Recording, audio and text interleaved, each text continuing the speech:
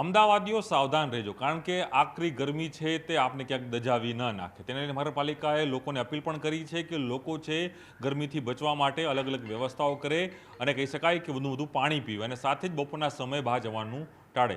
મારાથી જોડાયા છે અમદાવાદ શહેરના જે એડિશનલ જે કહે છે કે incharge MOH doctor Tejas Shah. Doctor Tejas, ખાસ કરીને વેધર વિભાગે પણ એક અનુમાન લગાડ્યું છે કે આજ અને આવતીકાલે હીટ વેવની શક્યતાઓ અમદાવાદ શહેરમાં રહેશે. યલો અને ઓરેન્જ એલર્ટ જાહેર કરાયું છે. કઈ રીતની વ્યવસ્થા મહાનગરપાલિકા તરફથી અમદાવાદીઓ માટે? જે આપણને જે અનુમાન મળેલું છે એ પ્રમાણે આજે અને આવતીકાલે એટલે કે 15મી મે સુધી હીટવેવનું અનુમાન છે અને ત્યારબાદ યલો એલર્ટ છે, એટલે ગરમીના પ્રમાણમાં ત્યારબાદ 2 ડિગ્રી જેટલો ફરક પડશે. એટલે કોર્પોરેશન દ્વારા અગાઉ પણ 15/5 સુધી ઓરેન્જ એલર્ટ છે એ પ્રમાણેની જાહેરાત કરવામાં આવી હતી. કોર્પોરેશન દ્વારા અલગ અલગ વ્યવસ્થા કરવામાં આવી છે કે જેમ કે એએમટીએસ બસ સ્ટેશનો પર, બીઆરટીએસ સ્ટેશનો પર, તમામ ગાર્ડનમાં પીવાના પાણીની વ્યવસ્થા, તમામ અર્બન હેલ્થ સેન્ટરો, કોમ્યુનિટી હેલ્થ સેન્ટરોમાં ઓઆરએસની વ્યવસ્થા, વધુમાં જે અમારી જનરલ હોસ્પિટલો છે ત્યાં પણ ઓઆરએસ અને જે હીટ રિલેટેડ ઇલનેસના દર્દીઓ માટે અલાયદા બેડની વ્યવસ્થા કરવામાં આવી છે. સો કોઈપણ પ્રકારની પરિસ્થિતિને પહોંચી વળવા માટે કોર્પોરેશન તૈયાર છે, પણ આ તબક્કે લોકોએ પણ ખાસ ધ્યાન રાખવાની જરૂર છે કે જે સતત છેલ્લા કેટલાય અઠવાડિયાઓથી ઓરેન્જ અને યલો એલર્ટ ચાલ્યું આવે છે, તો બપોરે 12 થી 4 ખાસ કરીને બહાર ન નીકળવું જોઈએ. ખાસ કરીને વૃદ્ધો, સગર્ભા સ્ત્રીઓ, બાળકોનું ધ્યાન રાખવું જોઈએ. અને જે લોકો વ્યવસાય આપવાની બાબતમાં સંકળાયેલા જેમ કે બિલ્ડર્સ છે, ઇન્ડસ્ટ્રીયાલિસ્ટ છે, એમને પોતાના જે નીચે કામ કરતા જે લેબરર્સ છે એમનું ખાસ ધ્યાન રાખવાની જરૂર છે આ તબક્કે. અને આ જ વ્યવસ્થા છે કે હવે કદાચ આગામી 3-1 દિવસમાં હીટવેવની પરિસ્થિતિ ઓછી થાય અને ટેમ્પરેચર ઓછું થવાની પણ શક્યતા રહેલી છે.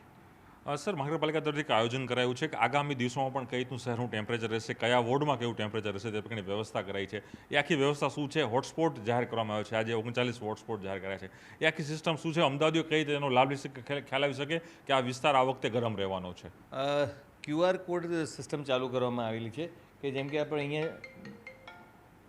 અહીંયા જોઈ શકો છો કે કોઈપણ વ્યક્તિ જે QR કોડની મદદથી સ્કેન કરીને કયા વિસ્તારમાં કેટલું મેક્સિમમ ટેમ્પરેચર રહેવાનું છે તેનું જાણકારી લઈ શકે. આ રીતે એક વેબસાઇટ લિંક નક્કી કરવામાં આવેલી છે અને એના QR કોડ પણ નક્કી કરવામાં આવે છે. આપણે એને કંઈ કર્યું તો આપણા કરંટ એરિયામાં, ધારો કે આપણે અહીંયા ગીતા મંદિર છે તો ગીતા મંદિરમાં મેક્સિમમ ટેમ્પરેચર કેટલું રહેવાનું છે તે ઝૂમ કરીને મળશે.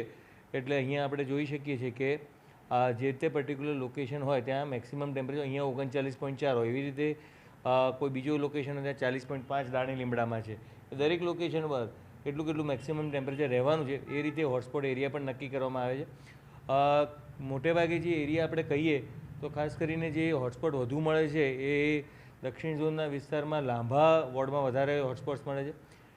પૂર્વ ઝોનમાં કહીએ તો રામોલ હાથીના વોર્ડમાં, અને અમુક કહેવાય કે પશ્ચિમ ઝોનના વિસ્તારમાં ગોતા છે, ચાંદખેડા છે, એ વિસ્તારોમાં પણ અમુક હોટસ્પોટ જોવા મળે છે. એ ચોક્કસ કહી શકાય કે લોકો પણ આનો ઉપયોગ કરે જેથી ખ્યાલ આવે કે વિસ્તારમાં કેટલી ગરમી છે, કેટલી ગરમી નથી. અને સાથે જ એ પણ છે કે જ્યારે આવતીકાલે પણ હીટવેવની આગાહી અનુમાન લગાડવામાં આવી રહ્યું છે, તો અમદાવાદીને શું અપીલ કરશો કે વધુ લોકો બહાર ન નીકળે, કારણ કે ગરમી સતત વધી રહી છે અને કદાચ મે મહિનામાં પણ સૌથી હાઈએસ્ટ ગરમી હાલ જોવા મળી રહી છે. ગરમી વધી રહી છે એ તબક્કે મેં અગાઉ કહ્યું એમ કે દરેક જણાએ પોતાનું ધ્યાન રાખવાની જરૂર છે. ઘરની બહાર નીકળીએ ત્યારે ખાસ કરીને પાણી જોડે રાખવું જોઈએ. ઓઆરએસ, ઇલેક્ટ્રોલાઇટ્સ પોતાની સાથે રાખવા જોઈએ. જે ગરમીના લક્ષણો છે જે પ્રાથમિક તબક્કે જોવા મળે છે, ચક્કર આવવા કે ઉલટી થવી, એને જો તરત જ રિવર્ટ કરવામાં આવે, પીવાનું પાણી કે ઓઆરએસ લઈ લઈએ તો એ રિવર્ટ થઈ જાય છે. એટલે હીટ સ્ટ્રોક કે જે એક્સ્ટ્રીમ સ્ટેજ છે કે જેમાં શરીરમાં પરસેવો આવવાનો બંધ થઈ જાય, જે થર્મો રેગ્યુલેટરી મિકેનિઝમ છે એ બંધ થઈ જાય અને એને કારણે જે શરીરના ઓર્ગન્સ છે એ કામ કરવાના બંધ થાય છે, તે તબક્કા સુધી ના પહોંચે એના માટે શરૂઆતના તબક્કે જ જો ખબર પડે તો વ્યવસ્થા કરવી જોઈએ અને પ્રિકોશનરી એક્શન લઈ શકાય. અને સતત પાણી પી રહ્યો છે, ઘણી ગરમીમાં રાહ નહીં જોવી જોઈએ કે ભાઈ મને તરસ લાગે ત્યારે હું પાણી પીવું. દર અડધો કલાકે પાણી પીવો, જોડે પાણી રાખો અને ડાયરેક્ટ તડકાના એક્સપોઝરમાં બિલકુલ ન રહેવું જોઈએ. ચોક્કસ અમદાવાદીઓને અપીલ કરી છે મહાનગરપાલિકા તરફથી કે આ બપોરના સમયે જવાનું ટાળો. સગર્ભા અને સાથે વૃદ્ધ લોકોએ પણ આ સમયે બહાર ન જવું જોઈએ. હજુ પણ ગરમીને લઈને આપે ખુદ એલર્ટ રહેવાની પણ અહીં જરૂર છે. કેમેરામેન સાથે પ્રણવ પટેલ, ન્યૂઝ 18 અમદાવાદ.